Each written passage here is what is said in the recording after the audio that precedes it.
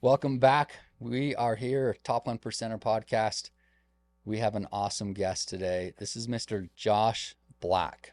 So Josh and I have worked together with my money for how long has it been now?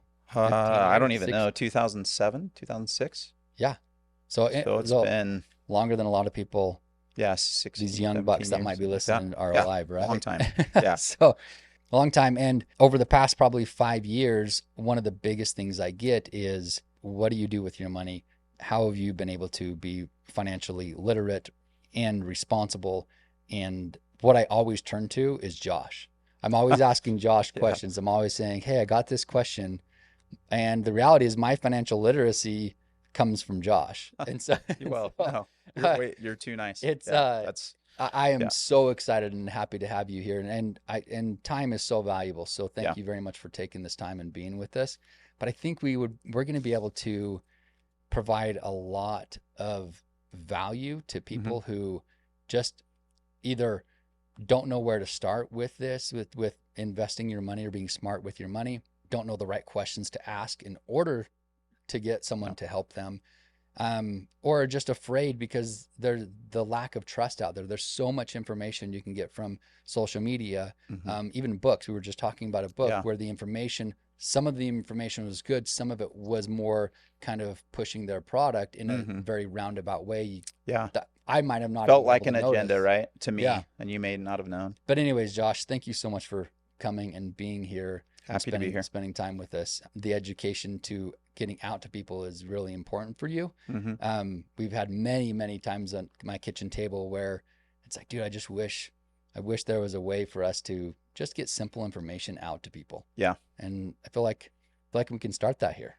So Yeah, and I think the conversation we had coming in about the coolest part about anybody's job or the funnest part is the reward of helping, right? yeah, And that's when I look back 20 years ago or whenever, it was trying to help people. And the the economics of life make it hard where I still have to feed my family, I still have to do certain things, but you want to help everyone, and sometimes it's impossible.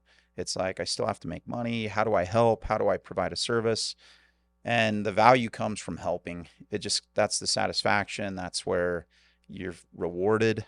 So I'm excited to be here. It's rewarding. Sometimes I feel like I'm just working with individuals that have a lot of money, and that's not as rewarding as helping those that don't. And yeah. so it's, yeah, thanks for having me. It's Yeah, of great. course. So I'm curious, when you and I first started working together, and I think kind of giving people a little bit of our story and kind of Hmm. how we started working together. I moved into a neighborhood. Hmm. You were my neighbor, and I had known you for maybe a couple years before we started working together. I knew that Yeah. you Hmm. managed people's money, Hmm. and you were pretty heavily involved in trading stock on your own, Hmm. doing either day trading. I don't know if it was day trading, but anyways, you were Yeah. very heavily involved with the stock market and Hmm. doing your own trades. And I went and met with somebody at work. His name was Dave Allred. And I asked him, I said, hey, I have money that I've earned from being at Vivint and being in sales. I don't know where to park it. I don't know what to do Hmm. with it. And so I asked him, what advice would you give if I, with this money, I don't have enough to put like a down payment on a house. Well, number Hmm. one, I was never educated in real estate, so I was never even thought Wasn't how, an yeah. idea yet. Yeah. And he said, just work with somebody who their behaviors are aligned with the way they're making their money from you, like their Hmm. fees, right? Or whatever. Hmm. And he said, just go find someone where they make a 1% fee on whatever you have with them. Hmm. And so I asked that question to you, and that, hey, how do you make your money? And Yeah. that was exactly it. Hmm. Is you Yeah, made that. a fee based on dollars, right? Yes.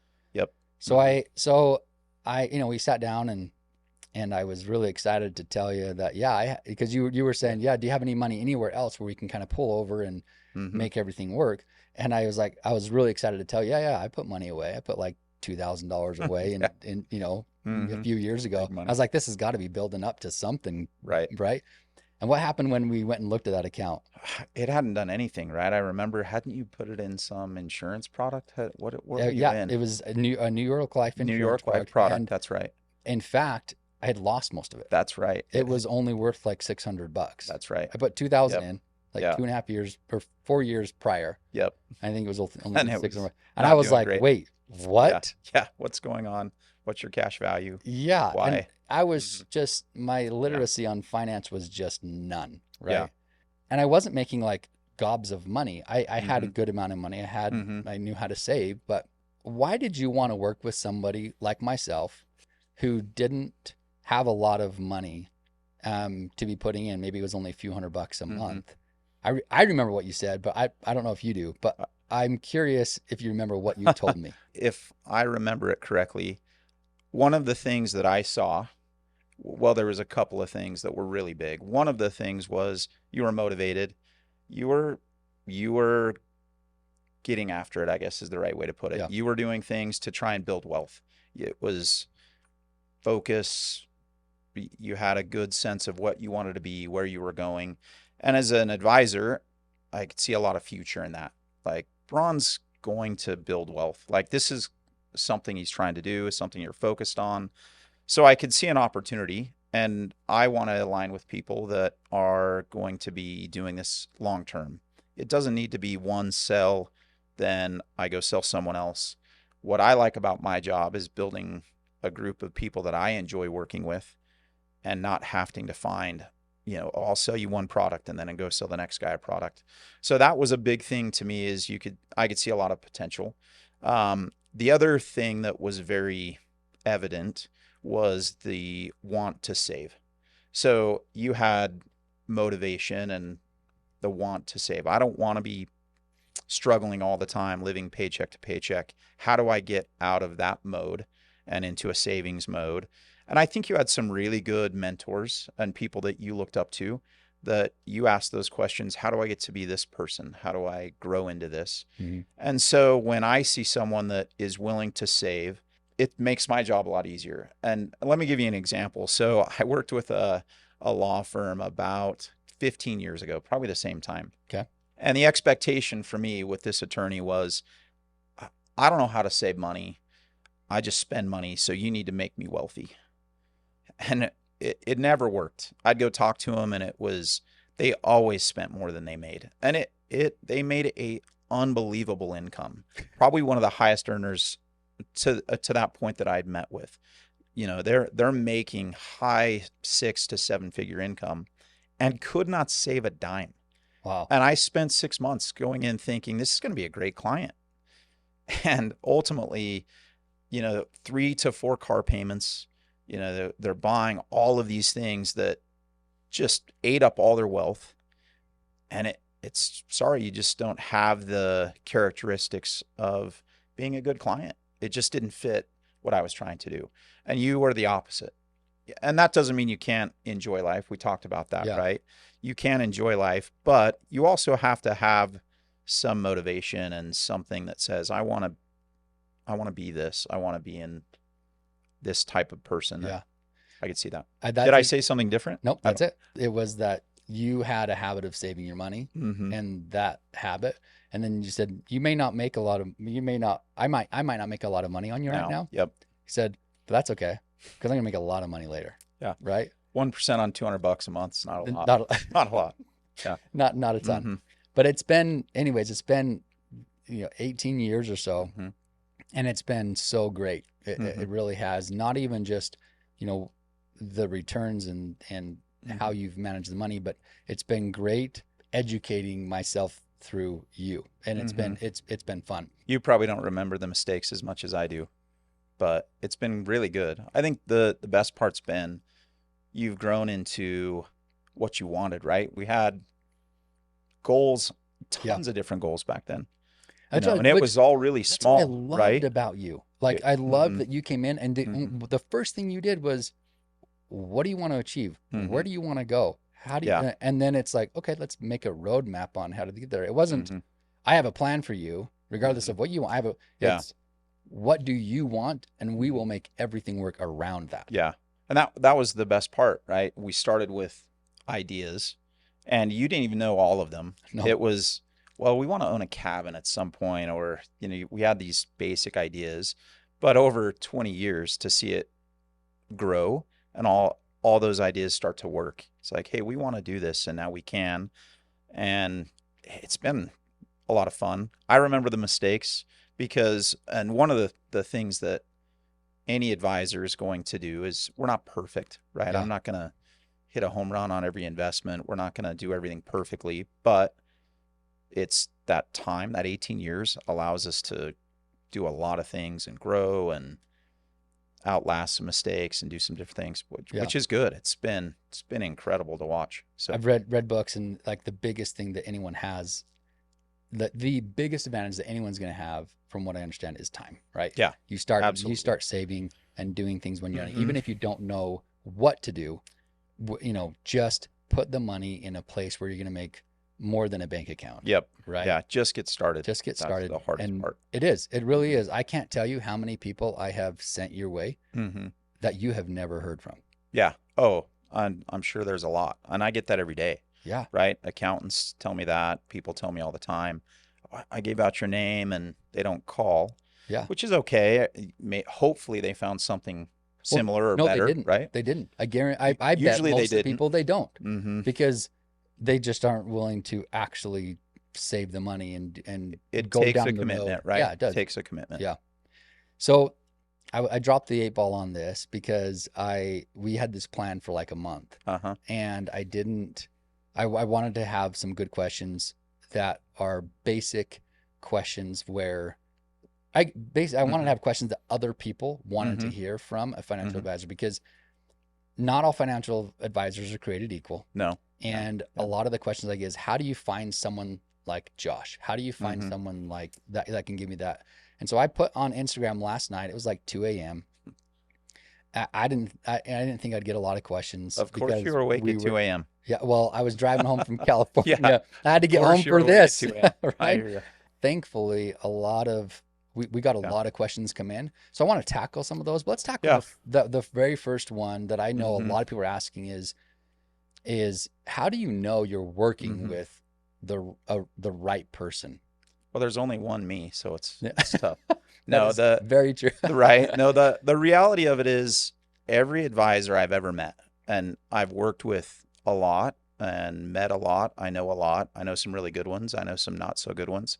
Everyone I've ever met should believe that what they're doing is the best for their client, right? So when you meet an advisor, I would hope that they have some confidence in what they're doing.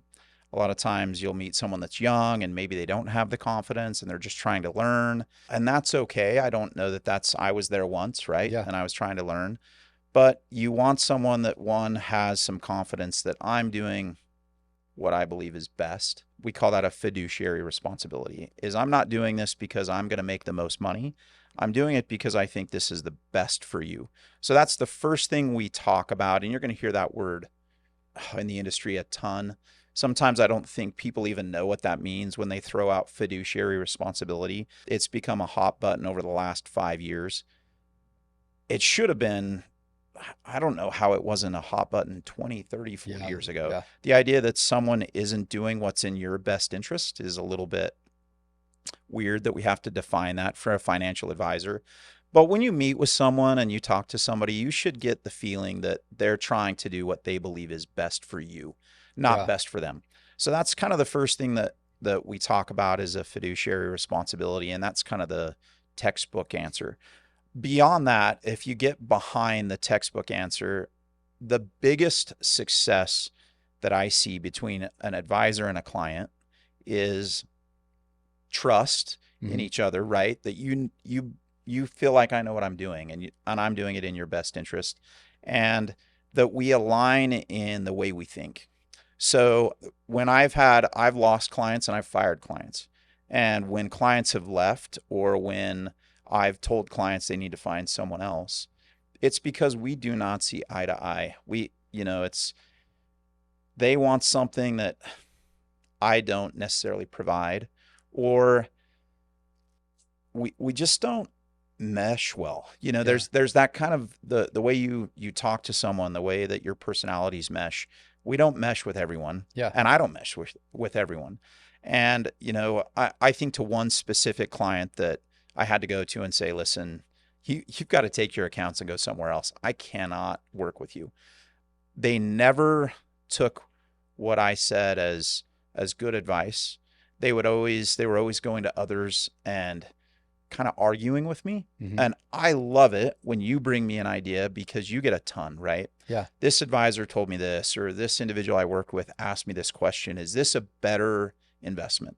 Yeah. Let's talk about it. Yeah. Let's go through pros and cons. Let's talk about good and bad. I've even sent you Tons. deals, and I said, hey, Yeah. can you read through this deal? Yeah. It was a real estate deals. Yeah. You read through this. Give me and your take feedback, a look right? at it. Yeah, just give me some feedback. Yeah. And so we can go through that and come to a decision together like, yeah, that's a good idea or a bad idea. What I see as an issue is I'll sit down with someone and they'll bring me an opportunity or an investment. I'll just say, listen, this is a terrible idea. Like, this is something you shouldn't do. And I find out 6 months later they did it. And it's like, Well, what? Why did you do that? And Well, why are you asking? yeah. Why am I hired? Then Why do you hire me? Why do you talk to me? Yeah. Right. And so I had one client that did that 3 or 4 times. Finally, I was just like, listen, then you're upset because something goes wrong, or I told you you shouldn't do this deal and you did it anyway. We just have tons of friction. Yeah. Go find someone you align with. And so when you're looking for an advisor, I would say interview a lot. Okay. And by a lot, that's really hard because we're just not on every corner. Not all financial advisors are created equal, right? No. They don't have, they all don't hold the same licenses in order to put a client's money into certain investments, which I didn't understand until years after I was actually working with you, right? But what would maybe 1 or 2 questions be that someone would want to ask if, once they do find someone that to sit down with? Yeah, that's kind of the basic questions that you're looking for is someone that is a financial advisor. And we use that term really loosely. I've told you this before. I think too loose. It gets out there and, you might run into a guy that's just life insurance licensed. And a reason most of them are life insurance licensed is because to be securities licensed, you have to have a compliance side. So there's a lot of problems. There's a insurance side and a securities side of this. There is. Okay. And yeah. You're on one or the other, or both, or one or the other, or both. Okay. Yep. So, but which one is more advanced? So a securities license is going to be difficult more advanced, right? Okay. And it's really interesting because it really just boils down to taking the test, studying, and passing a test. There's no level of experience that gets you securities licensed. Okay. You can look at designations like CFP, which is great, CFA, which is, more of an analyst side, not a financial advisor. There's a lot of designations, but the questions really should be, what are you licensed to sell? What products can you sell? And I would say at least 50% of the time, you've run into it as much as I have, people are just insurance licensed. And the problem with that is if you're just insurance licensed and you're trying to make a living for yourself, you're going to find something that fits that person that's insurance based, right? This is a very generalization, but you can have great advisors that are just insurance licensed. That's definitely the case. The problem is, do they recommend you to a securities advisor? Is everything you do with them always going into insurance? Is that always the answer? And if it is, well, then you have a problem, because you want someone that has the full scope and spectrum of opportunities. If you need this, well, then let's invest you in this. If you need something and they end up putting you in a product, that's where that was the New York Life issue, right? Yeah. You didn't know why you owned it. No. It was like, Braun, why do you have life insurance? This doesn't cover even your mortgage, or, do you need the life insurance? Was it an investment? I don't know. I bought it. So I don't know. Yeah, because right? I learned, I had the principle of saving my money, right? And so it's like, hey, sweet. I've heard that this could be good, and I'm living to the principle of saving money. So here you go. So I'm going to do it. Saving money, saving your money is never going to get you all the way to wealth, right? You have to have velocity of money and have it continuing to move, which is what you do for me. But just because you know how to save your money doesn't mean that all of a sudden you're going to be in a good spot. You have to make sure that you hire a professional or know it as a professional. Know it yourself. In order to do things with that saved money. And I think that's the biggest thing you're looking for in an advisor, is someone who's not just there to peddle you a quick product. Here's what you need, because there's great New York Life products. It's not that you got sold something that isn't good. It just, you didn't know why you had it. Yeah. And it's not that anything is a bad product. Usually they're just sold in the wrong way. Yeah. Everything I've ever looked at, there's a reason for it. You know, the insurance company created something and it had a good use. There was reason for it. If you use it the wrong way, though, it's a problem. Yeah. And so when you have an advisor and you're asking those questions, what are you licensed to do? You know, what have you done with other clients? And just sit down with them and have an introduction, and have them go through your finances. You're going to find out pretty quick. Well, are they asking about my goals? Are they trying to build a plan that fits me? What are they trying to do? And then I was going to say, and then make sure you understand what they're talking about.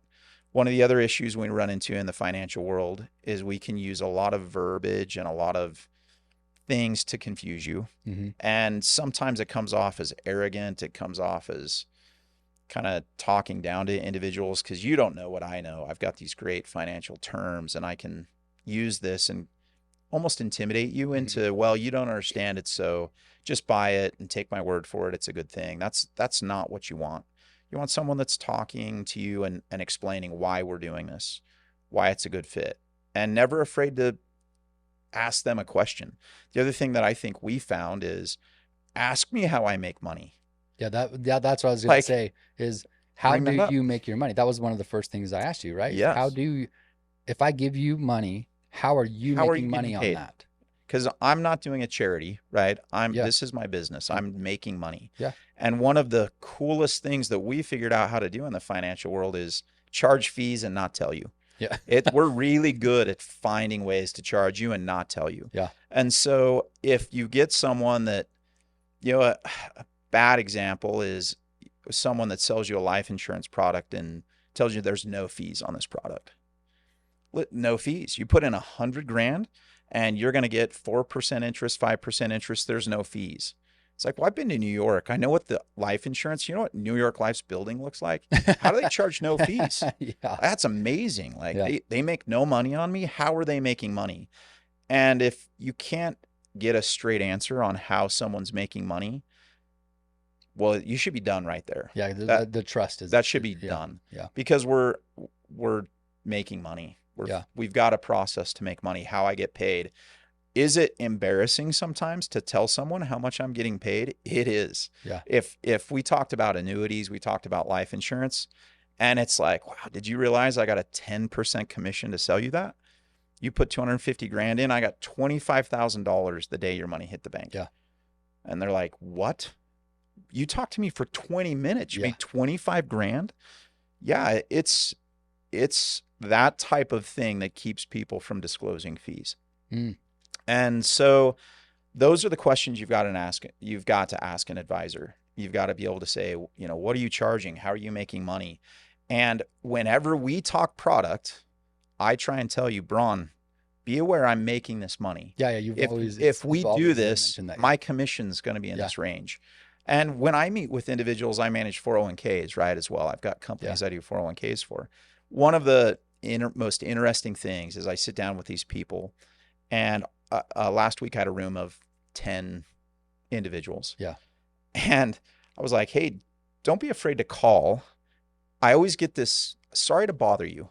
It's the funniest thing. I'll get a client that calls me, Josh, sorry to bother you. It's like, really? It's my job. You feel bad calling your advisor? That's a problem. Yeah. But sorry to bother you. What they didn't know, a lot of people think the 401k pay comes from the company providing it. So if I'm doing a 401k for XYZ company, a lot of people believe that XYZ company cuts me a check. Okay. It's not the case. In most cases, there are some of my clients that pay my fee, just pay it so that their employees don't. Most, I get a cut of their account. Oh, every employee's employee. account goes to me. Oh. And it's a small percentage, usually 1/4% or 0.5%. But I get paid off of your account. And I tell them, I don't work for XYZ company. I work for you because I get paid from your account. Yeah. I'm your employee. I'm not their employee. Yeah. So when you call, don't be afraid to ask me a question. if I'm going to make $900 on your account this year and you never call, I have the best job in the world. Oh yeah. Like never call me, Yeah. right? Yeah. Just pay me my $900 this year. Leave me alone. Go to the website. Don't bother me. Yeah. And so one of the other things that I need people to know is your advisor makes money from you, know how he does it, and then is it worth it? And in some cases, you can't help it. In a 401k scenario, the company decides who the advisor is, not the employee. Right. But utilize that guy. Call him, ask him questions. And if you're not getting great responses, well, then go to your advisor. And I do a lot of that for individuals. We looked at your old employer 401ks. Braun, do this, try that. Yeah. But ask how I get paid. That's a big question that you should be asking. Yeah. Okay, great. So ask how you're going to get paid. Yep. Make sure that they are asking questions about your goals, what you want to achieve, and that they don't that the trust is there. You're not feeling like there's some kind of agenda they're wanting you to do. And that comes with asking what licenses they have. Yeah, make sure. Yeah. Yep. So understanding that if they are asking license, what license you have, but if they only hold insurance license, you can only go so far with the money that you give them, right? If they're a securities license holder, then they can do this. They can do other things. They can do other things. And I know you actually, your license, and you have your insurance license, but I know that I've had questions about insurance, and you've had me work with other individuals, right? So absolutely. So let's speak on insurance for just a second. Okay. Initially, when I started with you, it was, I need life insurance for me. If something happens to me and I die, I want to make sure my family is taken care of. We started that, I think, at 21 years, 22 Yeah, you were years old, young, right? and had to have 22, it. 23 years old, yeah. You had to have it. But I didn't love the idea of putting anything back into whole life because I lost all my money with putting into whole life. It's hard right? to get so burned I was twice. Scared, yeah. And so we did this term insurance, and we did this for years, and it was, from what this is my understanding, and we did this for a long time. Well, I came to you literally like a month ago, and said, "Hey, I think my mind has changed on this term. whole life and all that." Your response blew me away. Oh, really? Yeah, it blew me away because I was with term insurance. Once that term ends, it's gone, right? You don't have it. And so I was thinking, well, I'm almost 20 years into this term insurance. I only have 10 more years, and then it's gone. I've wasted all of that money. And your response was, well, yes, we did get you into term, Braun, but about 5-6 years into it, we converted it to a permanent insurance. And I was like, wait, what? You've already done that? And that goes back to the trust, right? Yeah. And the knowledge on what to do and how to do it. But you said something, help me understand. Can you do that with all term policies? No, you can't. I think it's important to understand, because I didn't know that. The funny thing is, we had that conversation 15 years ago. You just didn't remember, right? Right. The reality is, I didn't just change your term to permanent and surprise. Yeah. But the idea was, when we talked, and what happens most of the time to a 22-year-old, a 25-year-old, someone that's young, it's an economic problem, right? I could come to you and say, hey, Braun, give me $1,000 a month or $5,000 a month. Let's do a whole life. Dude, are you serious? I don't have that kind of money. I don't have that kind of money. Yeah, we started low. Yeah. And so the idea was, we're going to start with a term policy you can afford. And so that we can continue to meet your goals, we need to save enough money into these different things. We wanted to do real estate. We can't tie all of your money up in something that's not liquid, right? So we set up a term policy that was convertible on purpose. And we can put into that, the term policy we used credited you back 1 year of premium into a permanent policy. So you kind of, when we converted it, we got 12 months of premium added in, just a little bonus. That's something that you have to look for. Not all term does that. Not all terms created equally, right? Just like all insurance companies aren't created equally. Yeah. So when you're shopping for insurance, those are questions that your advisor should be coming to. Listen, down the road, we may want to convert this. If your income goes up, and if, the government does a great job of, as your income grows, wiping away things to hide money from them, right? We're trying to be very efficient on a lot of fronts. Well, if my income grows, do I want to convert this? Probably you do. And also, if you, in my opinion, you almost always will need life insurance. A lot of people think you go to self-insurance, right? We had that conversation. Yeah. But as you build wealth, the need for insurance doesn't go away necessarily. No. It's not that. It's what are my goals? What do I need to do? And so we had a plan that in 5 years, we're going to convert this to permanent, and then we're going to increase the premium, and you're going to pay more into it. And we did. And we did it with yours first. I don't know if you remember this. And then we did it with Tara's second. Yeah. Yeah. And it was like, oh yeah, what do we do next? We also 4 or 5 years ago needed to increase policies. So we went in again, got more insurance because your needs had changed, right? You're not the same person you were at 21. Things evolve and develop. Yeah. So we had to add insurance. We added more convertible insurance, and that's the game, right? So, and now we're talking about meeting again and going into more insurance and doing different things for different reasons. Yeah. So that's one of the biggest ideas, is ask those questions. The problem is when I meet with people, they don't even know to ask it. Right? And I don't think I did either. You don't know. And so it's tough. That's where people can get some bad advice, is some guy may come in and just sell you a product. And the other problem I run into is I'll go meet with someone and I'll say, here's what we should do. They'll come back to me and say, oh, I talked to my farmer's agent and he can get me term for $20 less a month or $10 less a month. Great. Go with your farmer's guy. If that's what you want, great. Why is it cheaper? Because all insurance ultimately is based on the same principles, right? If it's cheaper, you're probably giving up something. There's less benefits. Yeah. Oh yeah. Yeah. Probably less benefits. Yeah. Or less versatility. Yeah. Less versatility, less benefits for you. Whatever, yeah. So if you want the stripped down version, why do you want it? Do we need it to be the cheapest? Then let's buy the cheapest. I'm okay with that. And people come with their own biases.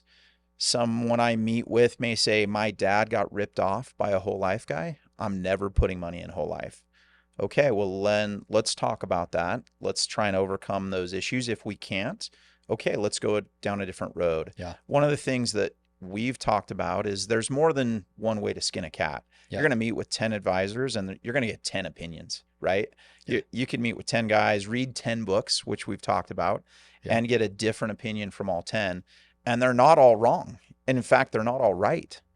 It's just what you agree with, what your life experience has taught you. That works, that doesn't work. And where you are at in life, and what level of income are you at, right? Yeah, I think that's a whole other thing. That was one of the questions. We could go down another tangent. Oh yeah, which I think right now we've got, like, there are a lot of people that want to know so much. And I do remember one of the questions is that was, if I'm 40 years old, this is one of the questions, and I have 200 and something thousand, I have a $200,000 a year salary. Mm-hmm. Where do I start investing? Yeah, start now. It's the biggest thing, right? You're 40 years old, you got to get started. And that's probably one of the most common things we see, is just how do people get started. And unfortunately, most of the time they have to start small. Whether you're 21 or 40, you just need to get started. And there's a million theories, right? There's ways to just start putting $200 a month into an investment account that maybe buys mutual funds or ETFs, or there's all of these ideas, and none of them are necessarily terrible. Yeah. You just need to get started, but it comes back to, what is the goal? Are you trying to accumulate cash to buy a rental property that you talk a lot about? Are you trying to, just save for retirement? What's the ultimate need? And then let's talk about what's going to fit that need. Yeah. Because if you just come to me and say, well, where do I start? Well, I don't know what do you want? What's your goal? What are you trying to accomplish? What direction are we going to go based on what's the end outcome? Yeah. Because if you go to someone and they say, oh, well, if you want to get started, let's buy a whole life policy and let's get in. And 3 years down the road, you want to do something with the money that policy doesn't allow. Too bad. Yeah. And you're going to pay a huge surrender penalty, or you're going to pay big penalties and look at it as a mistake. You're going to be upset at the advisor because, well, that cost me. I put 10 grand in. I only got 5 grand out. Why didn't I just put the money in the bank? Yeah. Yeah. Great question. Why didn't you? You should have probably, right? But what was the goal? And so that's one of the big things is Well, what do you need to get started? Start with, what are your goals? What do you want to do? And I think we get the question a lot, at least I do. Well, I want to buy real estate. That's one of the most common things, right? I want to get into rentals. Everyone's seeing the value of reoccurring revenue, of growth from leverage, right? Yeah. Well, if that's the goal, then let's set up a plan that lets you achieve that goal. The biggest hurdle in my mind in real estate is the down payment, the cash. You can't just go in and buy real estate, right? It's not just that easy. There's ways that, you can leverage, you can find a deal and maybe convince somebody to put the down payment carry on, it, right? So there's ways you can, but those are not the most likely way. Yeah. Right. Because we hear that all the time on social. I hear it all the time on social media. You can go and get into real estate with no money, which you can. Yeah. But you need to that doesn't mean it's going to be easy. No. What it means is you have to go put in the due diligence to find a phenomenal deal, a good enough deal. Yep. That then you got to go find someone, sell them on that good deal, and convince them that it's worth putting their money in. They get half the deal and you get the other half the deal with none of your money, but because you brought the deal. Yeah. There's so much. There's a lot of variables into that. So many variables. And what I've seen in a lot of those deals, that's when people make mistakes and lose their money, right? Yeah. Something goes wrong. All of a sudden they're over leveraged, and that's where problems occur. And that's what we're trying to avoid, are major pitfalls, right? And there are a lot of ways to do it. The biggest issue I see is you got to have some cash. And the truth is, if you've got cash to put into it, it's a lot easier, right? It makes such a big difference. If you've got some down payment, if you've got some ability to get into this, you find a good deal. You don't have to go hunt down the right person to finance it, to fund it. There's so many things, right? Yeah. And so if that's your goal, well, let's start with an investment that meets that goal. And let's do something that allows you to get to that point. That's the idea, right? That's what an advisor should give you is, here's what I would do with this goal in mind. Yeah. The other pitfall that I think we run into as an advisor when you talk about the biggest problems I see are people that change their mind all the time. So my goal is X this year, and then next year my goal is Y.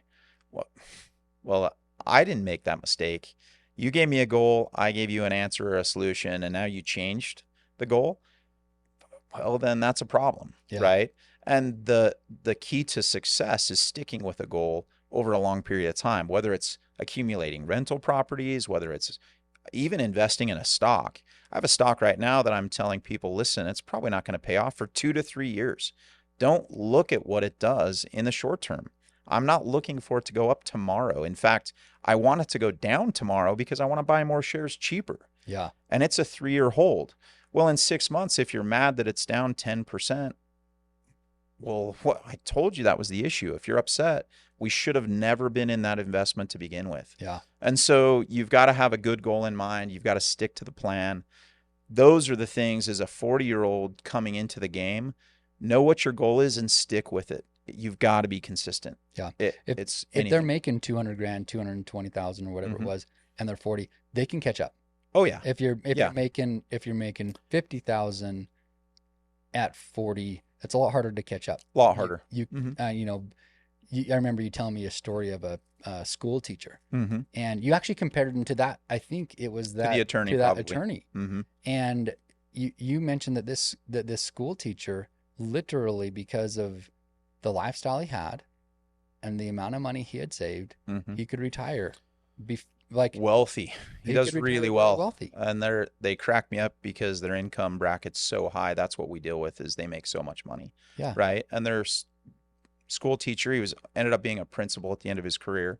And we talked about the book that we'd read, and that's where there's some bad advice, because I've seen people accumulate wealth through 401ks, 403bs, retirement plans, all pensions, all of these different things that have worked really well. Yeah. Right. So there's not one perfect way to do this.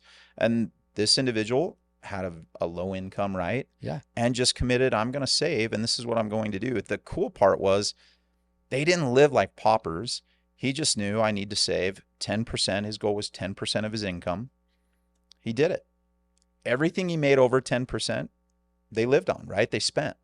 It's, we have kids, we want the kids to be in soccer and baseball, and so he provided for his family. They did a great job. They had a great life.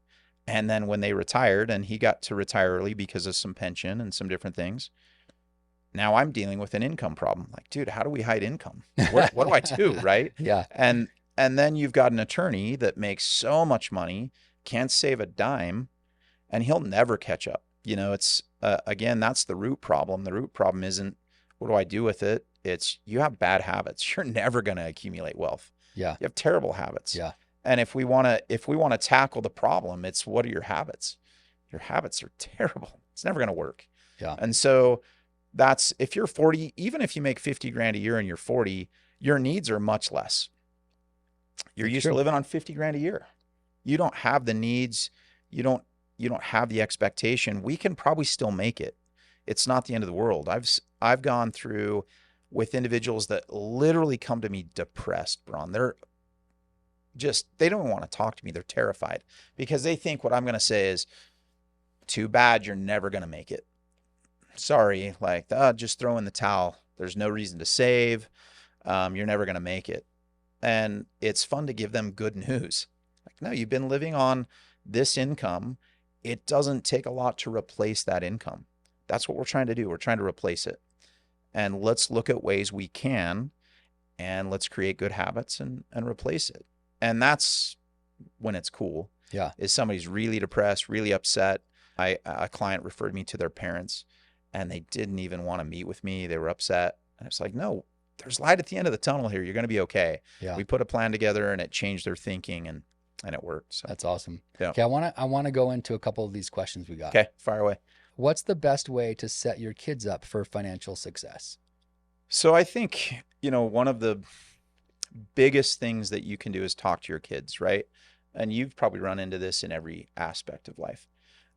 The disservice my parents probably did, and I don't need to throw my parents under the bus, but the disservice was they probably didn't have a lot of financial education, but we never talked about finances. There was never a discussion. It's always a taboo topic in the home. Nobody wants to talk about money. Right? Yeah. And parents, for whatever reason, I don't know if they don't want to air their dirty laundry about financial mistakes, or if they feel like they can't give good advice. Whatever it is, talking to your kids is the biggest thing. I was on a drive yesterday. We were headed to a client meeting, and we talked about what we should be learning in high school, and credit card interest rates, right? Like, why is a credit card such a problem? How does it get so many people in trouble? Educating your kid on that, on homeowners insurance, on life insurance, on so many things. And you can start really small. One of the fun things I do with my kids is we talk about what stocks they want to buy just to get them interested. Finance can be fun. Maybe not for everybody. It is for me. Yeah. But when I sit down with my kids and I'm like, listen, let's go buy a stock. And that's where Robinhood, we've talked about Robinhood before, has done really well, is it lets you put money into stocks with very small dollar amounts. Yeah. And to talk to your kids about what should we invest in? What should we buy? Is there a company you like? And for my kids, it went from Under Armour to Nike again for some reason, right? We all are wearing our Jordans, and so my boys want to buy Nike. Yeah. Let's go buy the stock. If you like it, they have a great product, let's buy it. I'm big into PlayStation. I love these games. Well, let's go buy Sony. Let's go buy a company that they identify with. And that's going to get their mind thinking. And it's really the excitement of thinking about making money that's not just a job. Yeah. Right? Like, okay, go weed the garden and I'm going to give you $10. Yeah. That's great. And my wife tries to teach our kids about hard work, about, here's what you need to do to be successful, study. But there's another side of money that gets left out, and that's being efficient, right? How do I save, which you talked about, but saving isn't necessarily going to make you wealthy. Yeah. You've got to have that velocity, that money that's churning and creating interest and growing, right? And so making that exciting for your kids is a lot more fun than forcing them to take the trash out, weed the garden, and mow the lawn, right? And so getting into those discussions with your kids and just educate yourself while you educate them. If you don't know about it. It's not that hard. No. Like, it's really not that hard to get enough of the basic principles of money Mhm. to teach To teach your them. kids. And learn. If you don't know it, bring them into the room and talk about it. And granted, my kids will roll their eyes at me all the time. I know, Dad, and oh, great, another talk about money, because I like to talk about it. And I talk about investing in everything, right? From businesses to real estate to stocks. It's just what I like. Yeah. And so they're always kind of feeling it. But then my son caught fire when he talked to his grandpa, and his grandpa's like, let me show you about this rental property. If you could come up with a little bit of money, let's go buy this rental. And in 20 years, dude, you'll be 35 years old and you're going to have so much money. And my son was like, what?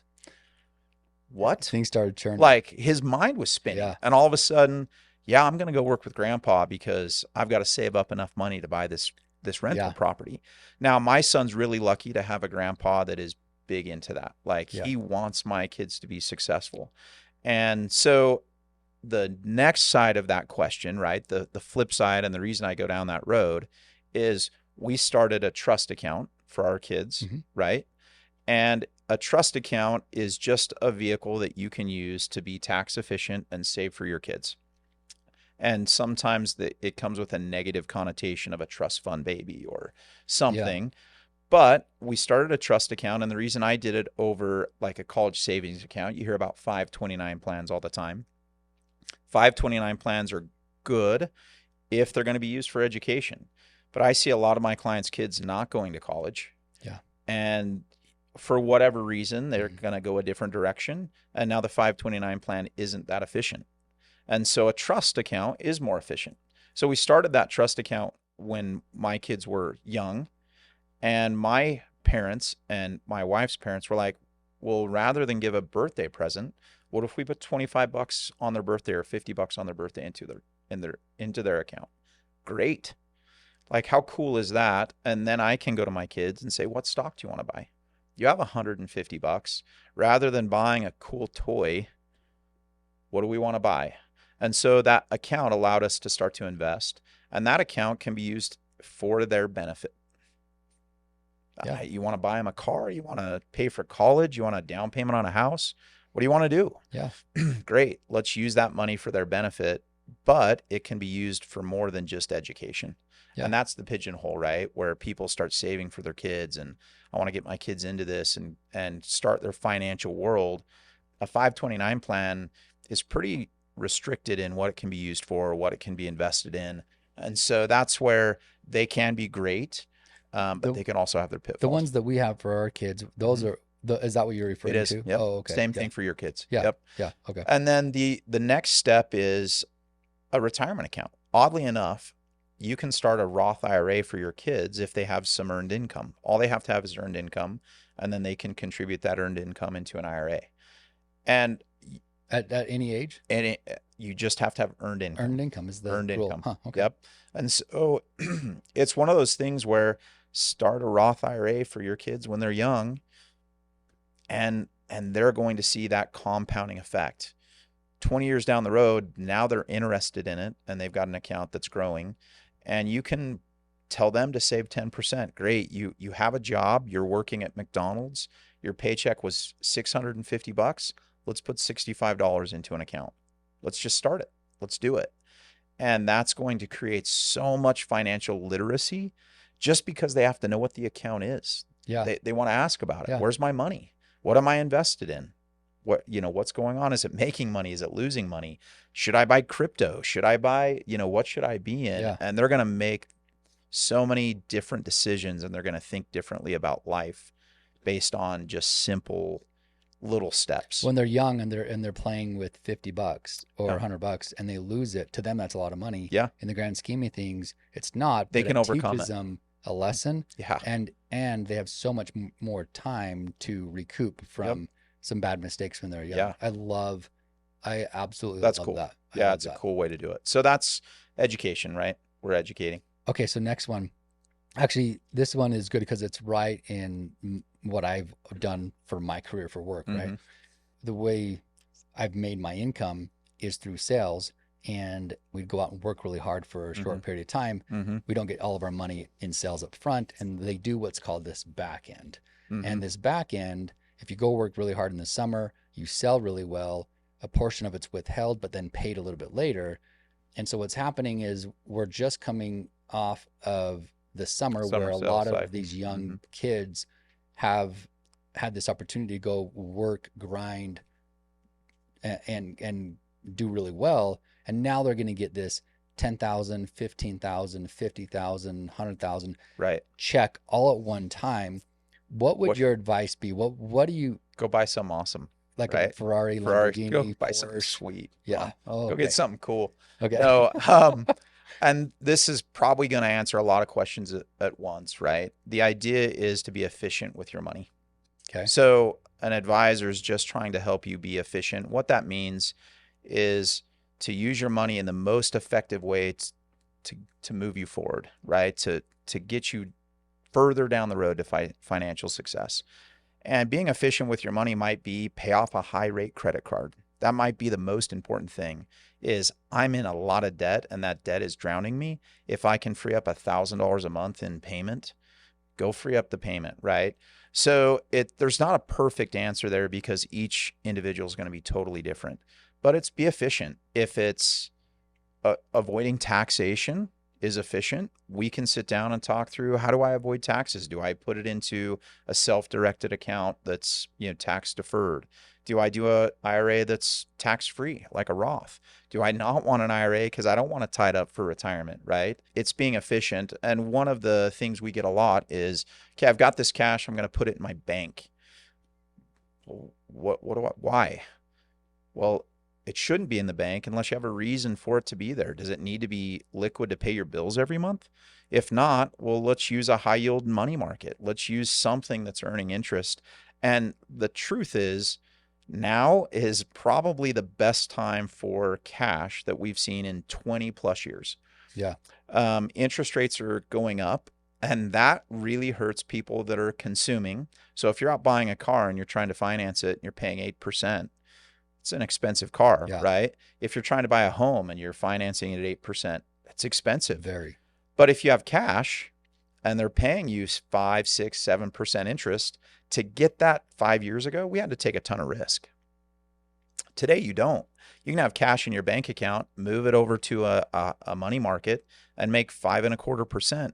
And it can be liquid at any time. There's no hold period, right? You don't have to buy a CD that's locked up for 5 years or 12 months. There's a lot of options now that we didn't have 5 years ago. So being efficient with your money is looking at, I've got this chunk of cash. What is the best use?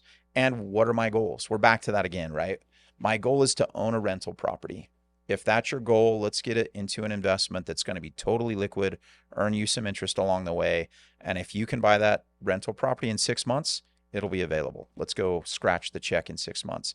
If it's going to take you 5 years to get enough to buy the rental property, let's invest it a little differently, like we did with you, where early on it was accumulation. Yeah. Right? So we invested a lot more aggressively because I knew I had a longer window. Yeah. That's the goal, right? I want to do this, but we need to be efficient with our money. That's the most important thing. And when you're inefficient by buying the wrong product, buying something that maybe it might even be just sitting in the bank account is inefficient. My sister is guilty of that. Very. And in fact, last week or 2 weeks ago, I was like, dude, I have a lot of money sitting in this account. I mean, it hasn't been there for a long time, but it built up. And it's like, what are we doing? Dude, I don't want this much money sitting in an account. Yeah. Like, Braun, what are the let's best get places? this moved. Yeah. Yeah. It's crazy to be there. Let's get that invested. Let's get it doing something. Right. And that's just an advisor helping you be efficient. And that's, I would say, for anyone getting a commission, that's the question you have to have. And maybe we end on this piece of it. You also need to enjoy it. Like that guy just slaved his guts out for 4 months, knocked doors, did one of the hardest jobs, right? And that's why it pays the way it does, is you just knocked doors and did something really tough. Reward yourself. You can't just, I don't want you to go put 50 grand of your $50,000 commission in an investment and eat top ramen, right? That's not healthy. No. Because then you're going to resent saving money. You're going to resent me. I'm the bad guy. That's right? so true. There's a lot of things I need to improve on, but one of the principles we live off of is pay yourself first. Yeah. And we pay, we pay our savings, we give back to charity, and then we pay our taxes. Mm-hmm. And then after that, we go pay our bills. Yeah. Bills are not first. Bills don't come first. We Right. pay ourselves first, then the bills. Then right? you pay your bills. Once we are paid, bills are paid, what's left over, Mm-hmm. we party with. We Enjoy. have fun. We Yeah. do a lot of great Reward yourself. things. One of the questions that was in, my husband wants to contribute everything into the 401k. Mm-hmm. And my opinion is I want to enjoy life a little bit. Enjoy life. Yeah. And that balance, I think, is crucial. Has to have a balance. Or else it's not fun. It's not fun. And then you're grinding and you're working your tail off. And then all you it resent is saving, like you yeah. said. Then you're resent mad that. because you have to save all your money, and there has to be a balance. And that's the biggest piece to it, right? Yeah. Is there's a balance to this. It's not put every dollar into a savings account and live like a pauper your whole life, and that's the only way you're going to find financial freedom. No. That's not it. The last story to maybe share is my mom and dad. My dad had a job, the same job for 45 years. My dad came out of college. He went into the military, got drafted into Vietnam, comes home and gets hired by a company. Never leaves. Same job, 45 years. What was their game plan? We're going to save into the 401k. He's going to get a pension. And at 65, we're going to loosen the purse strings. We're going to go spend. Finally, my mom gets dementia in her mid-50s, dies at 62 of ALS. She never lived. I don't remember them going on more than one vacation, and the only reason they went is my dad was sent there on work, and so she tagged along. Now, they made some other decisions about life with 8 kids, right? It wasn't like there was a ton of money to go around. No. But now, here's my dad. He's single when he's in his 60s, and yeah, he's partying, but not with my mom. And so there's got to be a balance. There has to be a balance to life, right? Yeah. And you've got to enjoy what you're doing while you're doing it. You've got to find some fun, party a little bit. Yeah. So if I'm going to be the bad news guy, nobody wants to talk to me like, oh, save everything. Yeah. So that I just say, pay yourself first, be efficient, and don't feel guilty about enjoying it, right? Yeah, I love that. Yeah. If you'll let us, we're going to have you back on. Yeah, there were so many questions Yeah. that I know people want answers to. Love it. But anyways, we're going to have you back on. I know you got to go. Cool. Thanks a Braun. ton for coming and spend some time with us Yeah, today, dude. it was great. A lot of fun. If you want Went more, fast. keep following these podcasts. We'll give you some more good tips on life. This one was about money, but Yeah, life. Yeah, it's about life too. So thanks, Braun. Yep. Peace out.